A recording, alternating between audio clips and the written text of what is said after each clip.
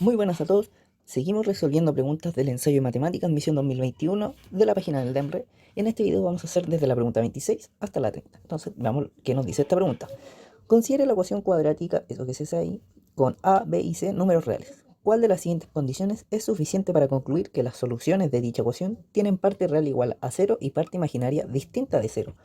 Esto nos quiere decir que la solución debe tener y debe ser de hecho imaginaria, y eso significa que la solución va a pertenecer a los complejos y no a los reales. Entonces, nosotros en un video anterior habíamos visto que existe una condición o una forma de ver de qué tipo van a ser las soluciones de una ecuación cuadrática. Si esto es mayor a cero, entonces tiene dos soluciones reales. Si esto es igual a cero, entonces tiene una solución real. Y si esto es menor a cero, entonces bueno, no tiene solución en los reales y la debería tener en los complejos, ¿ok? Ahora, veamos de dónde sale esto, porque se nos puede olvidar. Entonces, nosotros sabemos, o debemos saber, que la fórmula para resolver una cuadrática es la siguiente. Menos b más menos b cuadrado menos 4ac partido en 2a. Ahora, notemos que esto es lo mismo que está dentro de esta raíz, ¿cierto? No se notó nada el destacado, pero bueno, se vio. Entonces, mire, veamos qué pasa cuando este valor es 0. Si este valor es 0, no importa si tomamos el más o el menos, el valor que nos va a dar esta fracción es el mismo, porque esto vale 0, es como si no estuviera ahí. Ahora, ¿qué pasa cuando esta expresión que está dentro es menor a 0? Entonces vamos a tener una raíz cuadrada que dentro de él va a tener un valor negativo.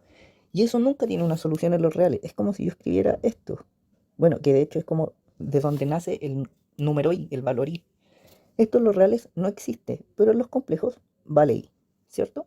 Entonces, esa es la gracia. Por eso la solución no va a estar en los reales, porque no puedes tener una raíz cuadrada con algo negativo adentro. Entonces, veamos ahora la pregunta con esto en mente. Entonces, esta no nos sirve porque esta indica que de hecho vamos a tener una solución en los reales. Que c sea menor a 0, esto de hecho no nos sirve porque no nos dice nada sobre el a. Y el signo del a podría cambiar todo lo que nos dé. Ni tampoco nos dice cuánto vale b, así que esto es insuficiente. Acá por lo menos nos dicen lo que vale b y nos dicen que el c va a ser positivo. Pero si el a aquí fuese negativo y este fuese positivo, entonces todo esto nos va a dar algo positivo, incluyendo este menos de acá. Y eso se va a sumar con el b cuadrado y nos va a dar algo positivo. Así que esta tampoco nos sirve. Que b es igual a 0 y a por c es negativo. Entonces, en este caso tendríamos este valor que es negativo, pero este también es negativo y se está multiplicando, entonces nos daría algo positivo. Y eso cae dentro de ese caso, en el que tenemos dos soluciones reales. Por lo tanto, tampoco nos sirve. Ahora, ¿qué pasa si yo tengo un b0 menos 4 y aquí algo positivo? En ese caso, la multiplicación de eso nos va a dar algo negativo. Lo cual es justamente eso que tenemos ahí, que no hay solución en los reales y que es complejo, es decir, que su parte imaginaria va a ser distinta de 0. Por lo tanto, la alternativa correcta es la E. Continuamos con la segunda pregunta de este video, que dice: la tarifa de cierta compañía de telefonía consta de un cargo fijo mensual de 9.000 pesos, más un cargo de 50, yo supongo que son pesos por minutos que se habla. Si durante los primeros 240 minutos esta tarifa se modela mediante una función de la forma m por x más n, ¿cuál de las siguientes gráficas representa mejor a la gráfica de f? Bueno, primero, cuando nosotros tenemos una función de esta forma, donde la x aparezca sin un exponente, entonces podemos decir que es una función lineal. Porque si nosotros tuviéramos algo, por ejemplo, así, entonces esto, como está al cuadrado, corresponde a una parábola. Si el x estuviera al cubo, sería algo más o menos así. ¿Ok? Pero en este caso, como el x está solamente elevado a 1 en realidad, porque aquí hay un 1, es lineal. Entonces, bueno, aquí son todas líneas, así que hasta ahora no podemos descartar nada. Pero es bueno tenerlo presente para otras preguntas que podrían salir. Entonces, nosotros tenemos que esto tiene un cargo fijo de 9.000 pesos. O sea, aunque tú hables 0 minutos, aún así la compañía te va a cobrar 9.000 por tener el plan contratado. Entonces, en el tiempo cero, que este sería el minuto cero, o sea, ustedes han hablado 0 minutos en este tiempo, ustedes deberían pagar 9.000. Entonces, aquí nos dice que estás pagando 50, entonces esta no es. En esta tampoco. Aquí parte ese 9.000, tiene sentido. Acá también parte ese 9.000 y aquí también parte ese 9.000. Ahora, a medida que los minutos van avanzando, a ese valor se le van sumando más valores, ¿cierto? O sea, no puede ser que tú hables un minuto y la cuenta te salga más barato, sería medio raro ese negocio. Entonces, bueno, esta no tiene sentido porque esta vemos que va bajando. Y esta nos dice que sin importar los minutos que tú hables, te van a cobrar lo mismo. Y eso tampoco sucede porque aquí nos dice que se hace un cargo de 50 por minuto que se habla. Entonces, la que nos queda es esta. Y tiene sentido porque va subiendo y hasta el minuto 240 nosotros sabemos que funciona así. Por lo tanto, es solamente hasta ese valor que podemos graficarlo como una línea. Entonces, la respuesta es la A. Continuamos con la pregunta 28, que dice que una empresa de arriendo de autos cobra 70.000 cuando su vehículo A recorre 50 kilómetros y 120.000 cuando su vehículo A recorre 100 kilómetros. El cobro que realiza la empresa para el vehículo A en términos de kilómetros recorridos se modela a través de una función y esta es la forma, es decir, de una manera lineal. ¿Cuál será el cobro del vehículo A cuando recorra 250 kilómetros? Yo recomiendo hacer este tipo de preguntas en el que nos dan, por así decirlo, 2 puntos y nos preguntan por el valor del 3 como si fuese una ecuación de la recta, que puede dar un poco de susto al final si es que no manejan la materia, pero no es tan complicado. Mira, vamos a suponer que este es un gráfico y acá está el kilómetro 50, ¿ok? Y en el kilómetro 50 sabemos que cobra 70k, ¿ok?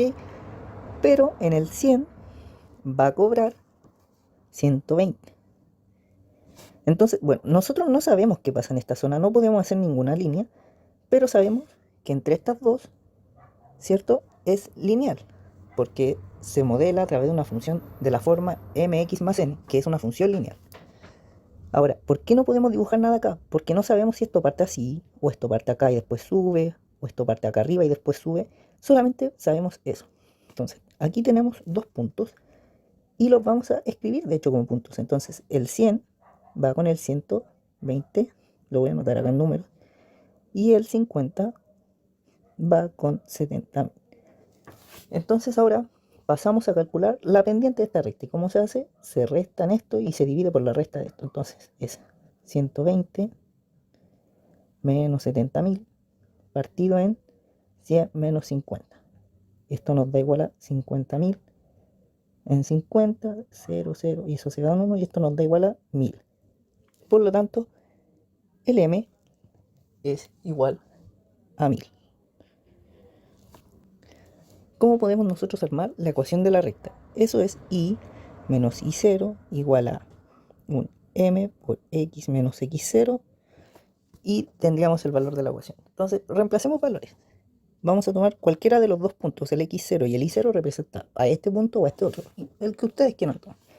Entonces yo voy a tomar el que corresponde al 50 y 70.000, y esto es igual a 1000 x menos, y aquí en el x0 iría un 50, ¿cierto? Entonces sería menos 50.000, ¿cierto? Porque aquí este es un 1000 y este sería un 50, multiplicado da 50.000. Luego despejamos el y el y nos va a quedar 1000x más 20.000. Y tenemos la ecuación de la recta. Y ahora, bueno, pero ¿de qué nos sirve tener esto? Ahora simplemente tenemos que evaluar este valor, que sería 200 kilómetros, o sea, en el x tenemos que escribir 200.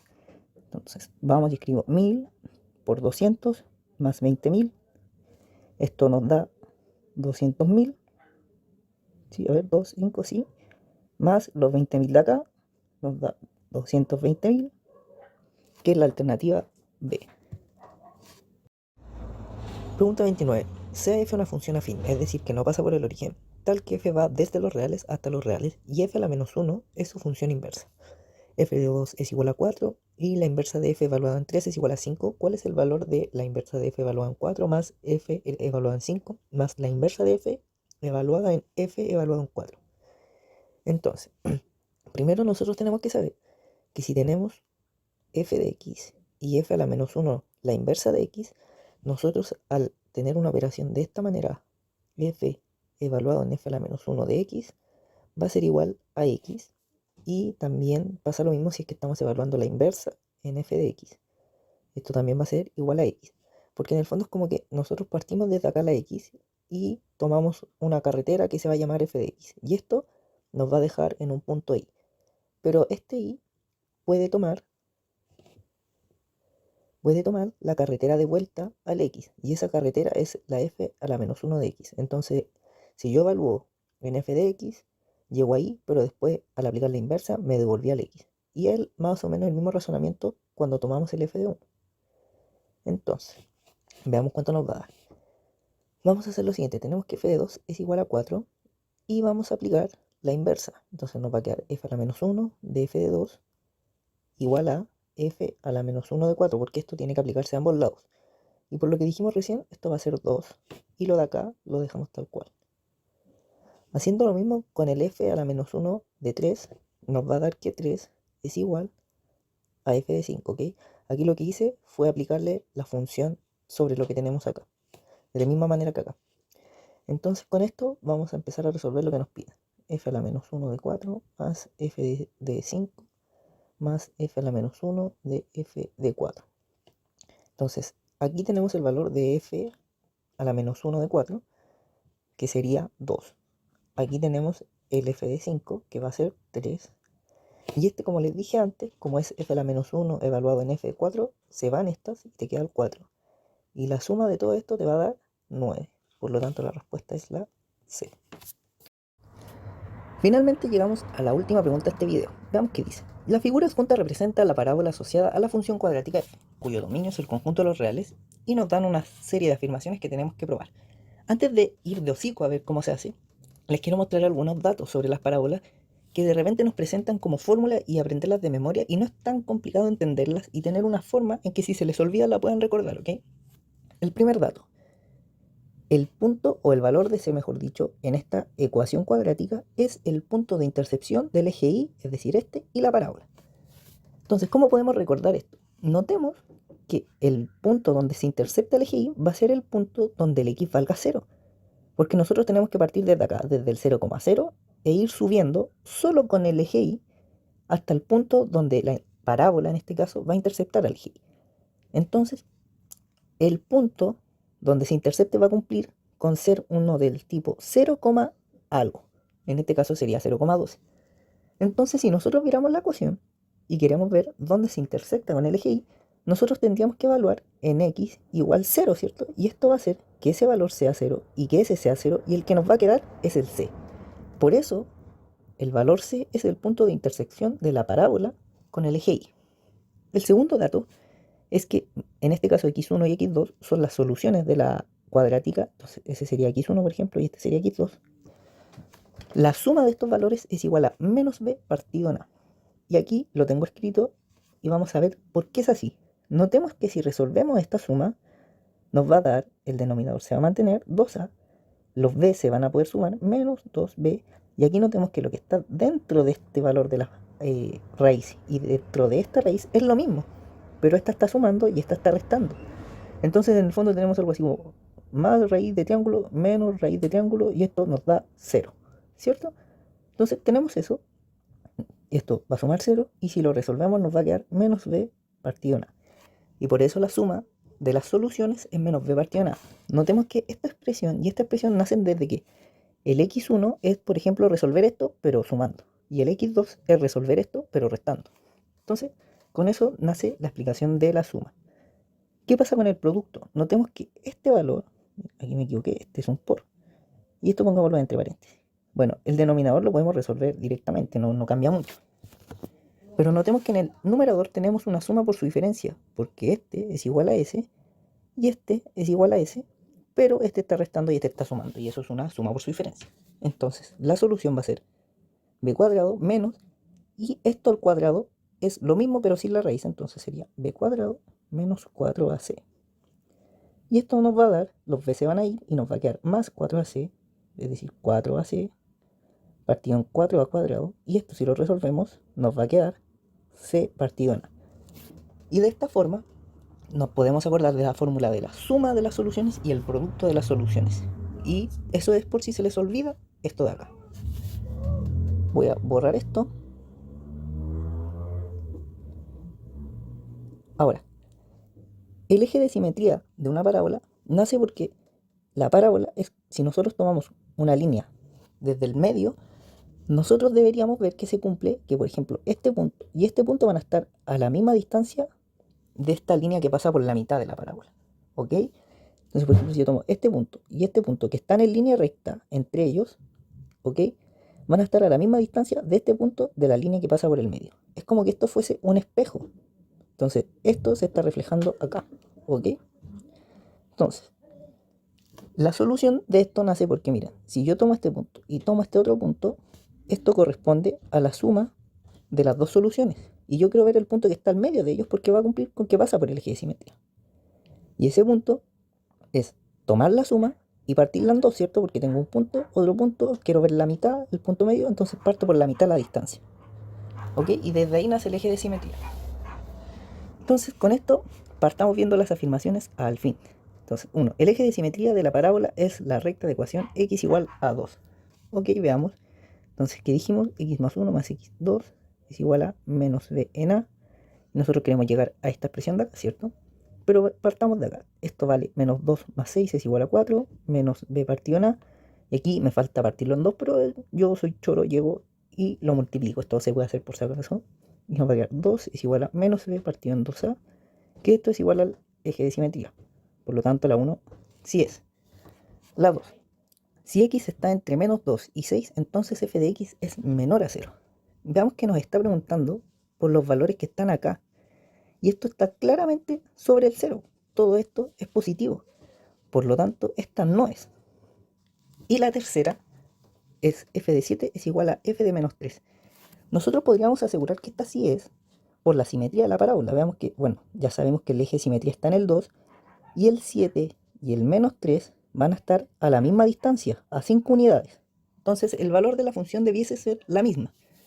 Pero vamos a ver un método un poco más largo por si les sirve. Bueno, si no quieren verlo, les digo al tiro, la respuesta es la E.